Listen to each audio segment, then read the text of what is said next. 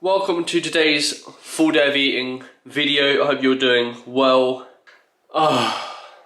We have some drama. So on Sunday we had contact with someone who had COVID, who had the Rona. We didn't obviously know that at the time. And on the Wednesday they actually tested positive for the Rona. Now on the Thursday and Friday, specifically the Friday, I started getting really bad like headaches, cough, etc.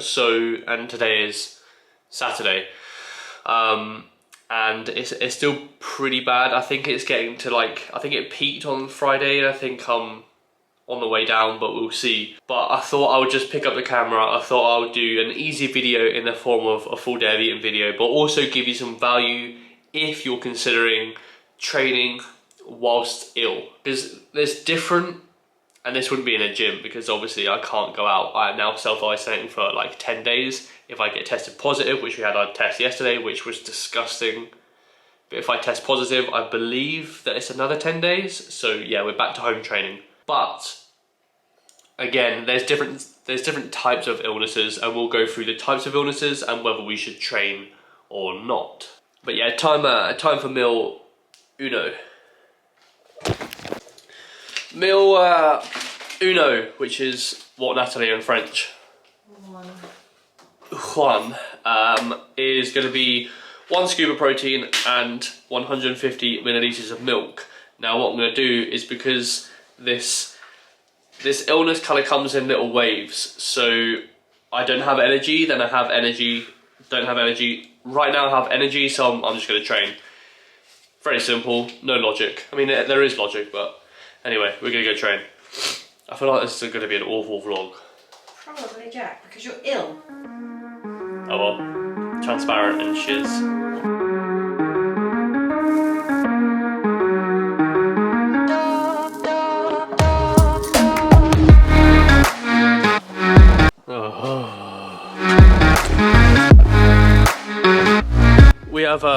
We have push today, and we're going to utilise the BFR bands just because we do have some very cool literature on BFR bands, but I'm going to need my trusty assistant, which is you, to put them on, because doing BFR bands by itself is just not optimal for hypertrophy. So yeah, we typically use BFR bands for injury or lack of load.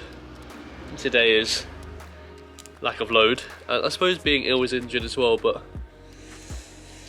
yeah. Welcome back to a voiceover. I feel like I haven't done this in a while, but I thought that I would go through a few things. Now, if you are again in isolation or you're in home workouts, etc., like pray for my Sydney gang. I think you're in isolation. I know you're in isolation. I've got clients there. But BFR bands are very good in this situation. Now there is some confusion with BFR bands, because a lot of people use BFR bands for like lat raises or something. BFR bands are mainly going to be for limbs, so they're going to be for biceps, triceps, and they're going to be for quads and hamstrings. That's pretty much it. Don't use it for the neck, because you'll probably die. But yeah, that's how to use BFR bands. That's number one. Number two, why we're basically doing this voiceover, is how do you know whether to train or not when you're ill? Now, obviously this is going to be depending on the type of illness that you have. If you are pooping, if you have diarrhea, if you are being sick, right, then number one, probably wouldn't train, right? You also have to be very considerate of other people, because you do not want to give other people your illness, right? Like if I was given an illness from a guy at the gym who knew that he had sickness and diarrhea but went into the gym anyway in pursuit of gains, even though he probably would have had a very poor session, then I'd be pretty pissed off, right? So you have to be very considerate of others as well. But in terms of like head cold, etc., go by feel. But again, still be considerate of others, right? Like right now, obviously I can't because I'm in isolation, but I probably wouldn't have trained in a gym if I felt like this. Because I felt pretty damn terrible, and again I just want to be considerate of others and not give it to them, because again it feels terrible, and I know that because I'm living it. So you have that, But essentially, when it comes down to whether you should train or not, it goes by feel. So you know when you should train or not. You know if you're good to go or not. I felt like I was good to go. Again, I had that like wave of energy. I felt like I was good to go. I was actually good. I was fine, right? The session was actually great. So there is that as well. Now, we could also talk about kind of intra-session. So we could also talk about like what to do in the session. We can auto-regulate. So say for example, we have 4 sets. If we're ill, do we have to go for 4 sets? Probably not. We could maybe auto-regulate for 2 or maybe 3, right? We don't necessarily have to go to the prescribed kind of sets. Don't worry, you're not going to be gaining or losing any tissue, potentially, especially if you're clever and you've got your training intensity in place. But essentially, you just have to listen to your body. Listen to your body when you're ill, because your body will tell you when to train. Your body will definitely tell you when not to train. But we can also talk about supplementation in terms of training whilst ill as well, because when you're ill, you're going to be seeping or letting go of a lot of nutrients, a lot of minerals, etc. So what I would recommend is making sure vitamin D is in a good place. I would recommend making sure that magnesium is in a good place, potassium is in a good place. You just have these kind of antioxidants in place as well. Things that are very easy, like pushing in blueberries or again, the vitamin D spray is very fun, like very good. So you can do these little kind of different things, but essentially my overarching thing or overarching theme when it comes down to training whilst ill is, you know when to train. You just have to be very smart, and you just have to play a long game as well. Like once you understand that one session isn't going to make you, but it can definitely break you. I think you have gains that last for years, and you'll have gains that you're potentially not going to get injured by running yourself into the ground, right? Once you adopt that mindset, then you can take that for years and years and years. Anyway, push done. Hope you enjoyed it. Also doing legs, because men's physique, this is proof that men's physique guys do train legs. Anyway, back to the vlog. That was push day complete. I was telling that outside that push day is very much keyed into my normal routine. So things like skull crushers are already in, things like the overhead extension was already in, so I didn't have to swap out that much. The only thing that I really had to swap out was leg extensions for sissy squats, but that's pretty much it.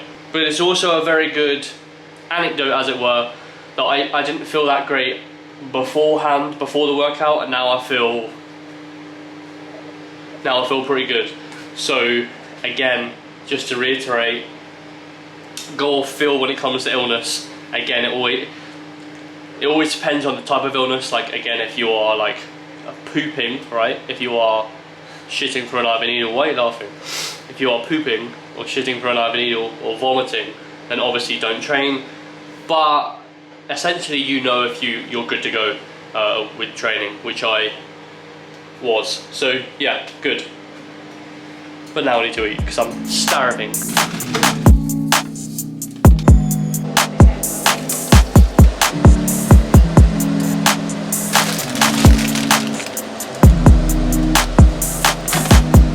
We have rice, pre-prepared chicken because your boy's lazy, and salad. I'll put the macros on screen, but this is going to be post-workout. I will also put some sauce on it, which is going to be red hot, and probably this as well.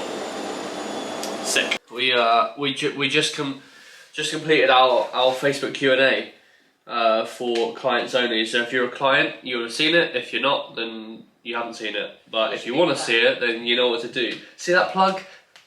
Awesome. Anyway, it's been approximately, when did I last eat? 4.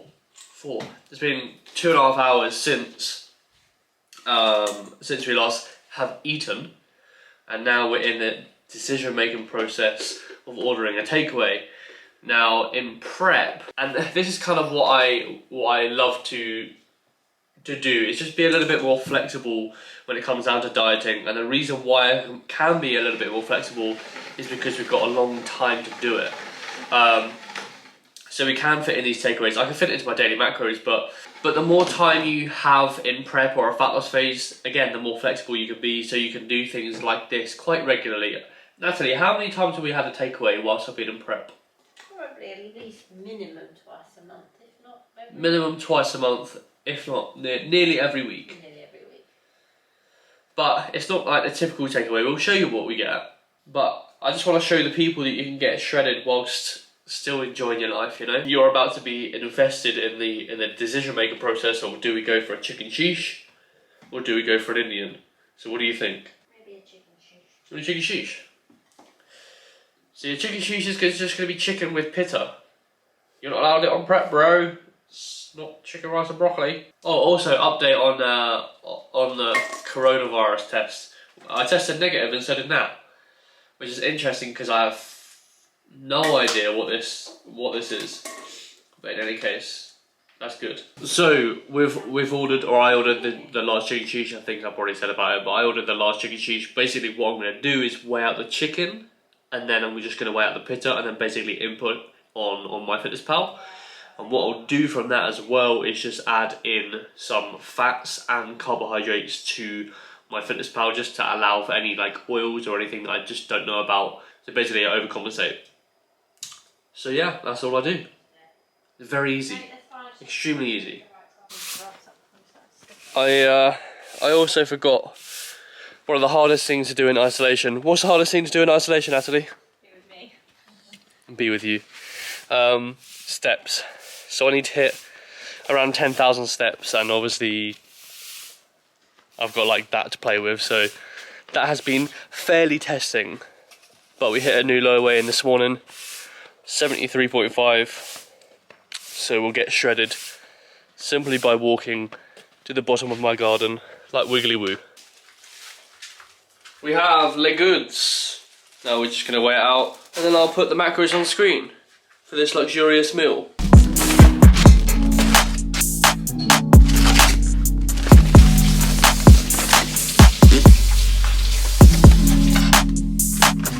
So 200 grams of shakhan, 216, and the pitta is about 100. Beautiful. And that is it. It is chicken, salad, pitta. And again, I feel like there's too much misinformation when it comes down to losing fat. They kind of see these like IFBB pros at the top of their game, not missing a meal, just having chicken, rice and broccoli. But again, I just want to reiterate that the normal folk, or the people who just want to get very, very shredded, you can still eat these. You can still eat this and be completely fine. So anyway,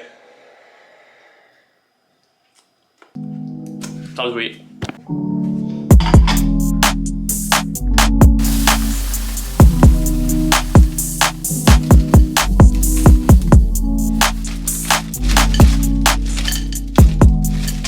And to conclude the day, we have, of course, the cereal bowl, which will conclude today's macros and ultimately the video. But again, hope you've taken two things away. Number one is listen to your own body in terms of illnesses, like you know when you should train and when you shouldn't. And number two, you can still eat cereal and get shredded. Sick. Anyway, I'll see you in the next video.